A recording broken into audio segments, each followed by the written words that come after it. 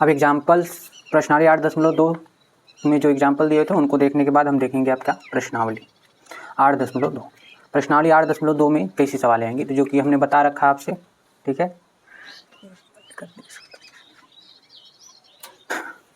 तो हम प्रश्नावली 8.2 की सवाल लगाएंगे। हमने बोला था आपसे कि प्रश्नावली जो 8.2 है वो त्रिकोणमिति सारणी में जो कुछ विशेष कोणों को लेकर जो सारणी बनाई गई है उन पर आधारित प्रश्नों को हमें पढ़ना है और उन पर आधारित सवाल किस तरह की होंगी हम देखेंगे।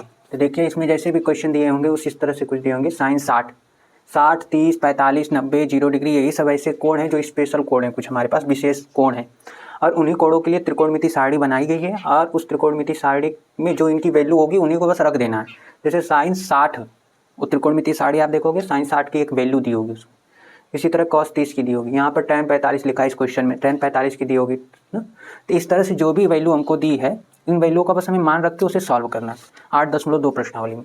सबसे पहले हम सॉल्व करते हैं क्वेश्चन नंबर 1। क्वेश्चन नंबर 1 में क्या कह रहा है कि मान निकालना है हमको। उसमें टोटल 5 क्वेश्चन दिए हैं जिसमें पहला और दूसरा इस तरह से है कुछ। तो इसका हम सोल्यूशन लिखते हैं। क्या करेंगे तो लिखेंगे यहाँ पर जो दिया है sine 60 into cos 30 degree plus sine 30 degree cos 60 degree. अब त्रिकोणमिति सारणी से सारी वैल्यू आप रखिए यहाँ पर ना, लिखने की जरूरत नहीं, लिख लीजिए यहाँ पर सीधे।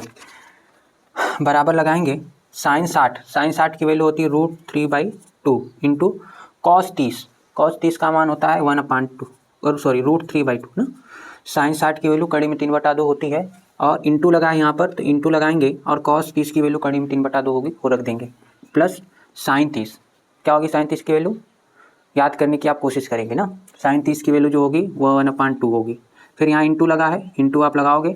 फिर आपको सोचना है cos 60, क्या लिखा है cos 60, तो cos 60 की वैल्यू क्या होगी, cos 60 की वैल्यू होगी 1/2। ठीक है, तो हमने दो सब लिख लिया, सारे मान हमने रख लिए जैसे जिसका दिया था। अब क्या करना है, इन्हें सॉल्व करना है। √3 इंटू √3 करेंगे तो 3 हो जाएगा, रूट हट जाएगा, और 2 इंटू 2 करेंगे तो 4 हो जाएगा प्लस, या 1 इंटू 1 करेंगे 1, 2 इंटू 2 करेंगे 4। अब आप देख पा रहे होगे कि जो हर हैं समान है, इसका भी हर 4 है इसका भी हर 4 है, तो अंश जोड़ दिए जाएंगे। जब डिनोमिनेटर सेम होता है न्यूमरेटर जोड़ दिए जाते हैं। तो ये आप जानते हो 3 + 1 डिवाइडेड बाई हर कितना है 4 है, लिख लेंगे 3 1 4 हो जाएगा, 4 डिवाइडेड बाई 4 कैंसिल करेंगे तो आंसर क्या आ जाएगा 1। ये हमारा आंसर हो जाएगा। तो अब हम देखते हैं अगला क्वेश्चन। अगले क्वेश्चन में भी कुछ करना नहीं है, यही काम करना है आपको। यहाँ पर हम लिखेंगे सोल्यूशन। सोल्यूशन में जो वैल्यू दे रखी है उसको पहले लिख लेते हैं जिसका मान निकालना है। 2 tan स्क्वायर 45 डिग्री प्लस में कॉस स्क्वायर 30 डिग्री और माइनस में साइन स्क्वायर 60 डिग्री, ये हमको दे दिया है। अब इसे सॉल्व करना है। तो फटाफट से, कुछ ज़्यादा मेहनत वाला काम नहीं है।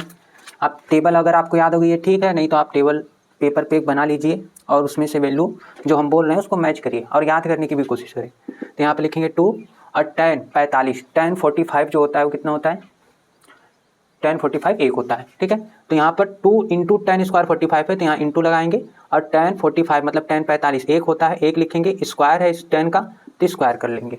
ठीक है, प्लस cos 30 डिग्री कड़ी में 3/2, तो यहाँ पर लिखेंगे कड़ी में 3/2 स्क्वायर है तो इसका भी हमें क्या करना पड़ेगा, स्क्वायर करना पड़ेगा। फिर माइनस लगा है, माइनस लगाएंगे।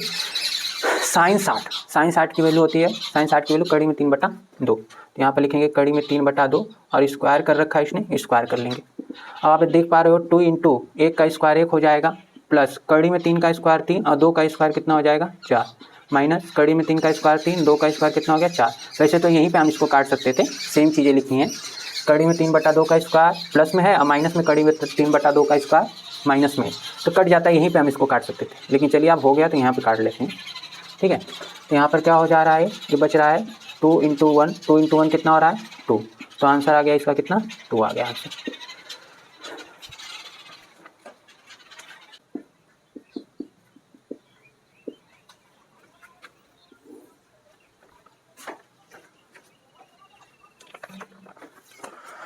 चलिए, तो क्वेश्चन 1 के जो तीसरे और चौथे क्वेश्चन उनको देखते हैं। तीसरा क्वेश्चन कुछ इस तरह से सोल्यूशन करेंगे हम। सोल्यूशन में लिख लेंगे यहाँ पर जो लिखा है पहले एक बार, cos 45 divided by sec 30 degree plus cosec 30 degree. आप इसको रोक करके वीडियो को, हमारे सॉल्व करने से पहले आप इसको खुद एक बार सॉल्व करिए, पहले देखिए क्या आ रहा है। ठीक है, आपने सॉल्व कर लिया होगा। अब हम देखते हैं, हम बता रहे हैं किस तरह से हो रहा है। cos 45, सबसे पहले हम cos 45 की वैल्यू सोचेंगे कि क्या है cos 45 की वैल्यू। तो ये होती है 1/√2। लिख लिया, ठीक है। डिवाइड लगाएंगे, नीचे sec 30 की वैल्यू लिखनी है। अब हम सोचेंगे कि sec 30 कितना होता है। तो देखिए अगर sec 30 आपको नहीं याद है तो आपको cos 30 याद होगा। cos 30 कड़ी में 3/2 होता है ना, तो उसका जस्ट उल्टा हो जाएगा sec 30। तो cos 30 कड़ी में 3/2 होता है, तो sec 30 कितना हो जाएगा, 2/3। फिर प्लस लगाएंगे cosec 30 सोचेंगे कितना होगा। अब हमें cosec 30 की वैल्यू नहीं याद है तो हम sin 30 सोच लेंगे। sin 30 जितना होगा उसका उल्टा कर लेंगे। तो sin 30 होता है 1/2, तो उसका उल्टा हो जाएगा 2। तो यहाँ पर आप लिख सकते हो cosec 30 कितना, 2। अब इसे सॉल्व करेंगे।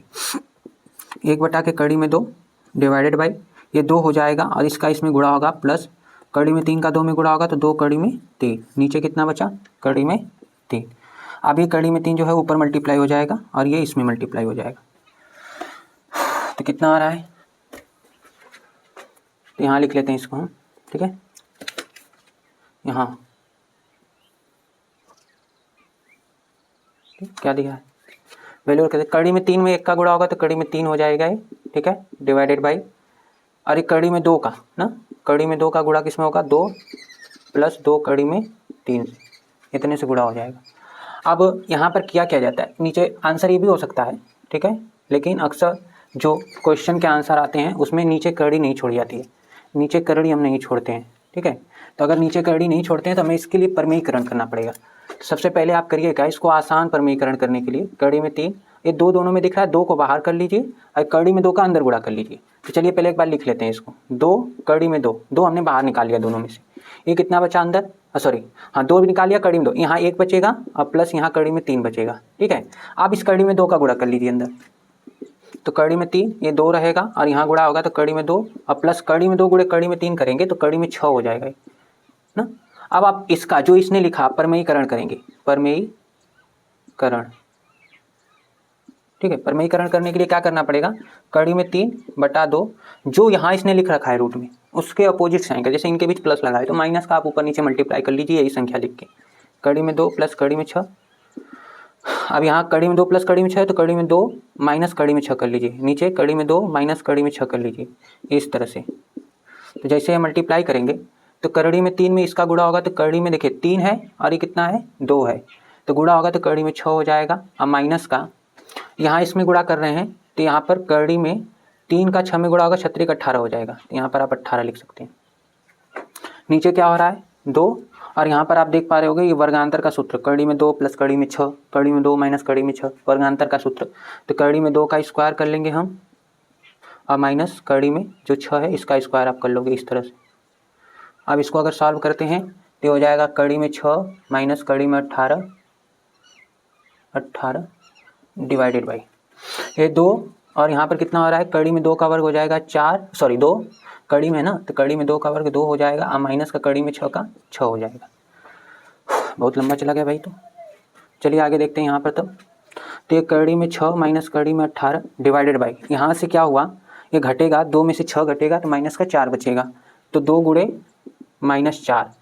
अभी माइनस को ऊपर भेज देते हैं तो चिन्ह बदल जाएगी, माइनस नीचे है ना तो माइनस का ऊपर नीचे गुणा कर देते हैं, तो ये हो जाएगा प्लस में है तो माइनस में, और ये माइनस में है तो प्लस में हो जाएगा, तो -√18 जो है ये +√18 हो जाएगा, 18 हो जाएगा। और इसमें जैसे ही माइनस का गुणा होगा तो माइनस का √6 हो जाएगा, नीचे 8 हो जाएगा बस।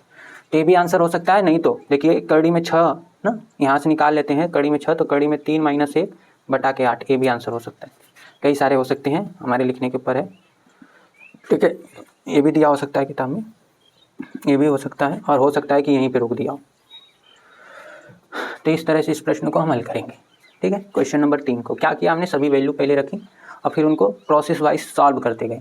नीचे पर में जब करड़ी में जो आंसर आता है उसमें करड़ी नीचे नहीं होनी चाहिए, तो उसके लिए हमने क्या कर लिया, पहले इस करड़ी को सिंपल बनाया थोड़ा सा, और सिंपल बना करके जो भी कॉमन निकल रहा है उसको निकालिए और करड़ी को थोड़ा सिंपल बनाइए। सिंपल बनाने के बाद आपके पास एक ऑप्शन बचता है नीचे से करड़ी हटाने के लिए, वो होता है परमेयीकरण का। परमेयीकरण कर लेंगे आप और उसको सॉल्व करेंगे तो ये आंसर आपका बन जाएगा, ठीक है।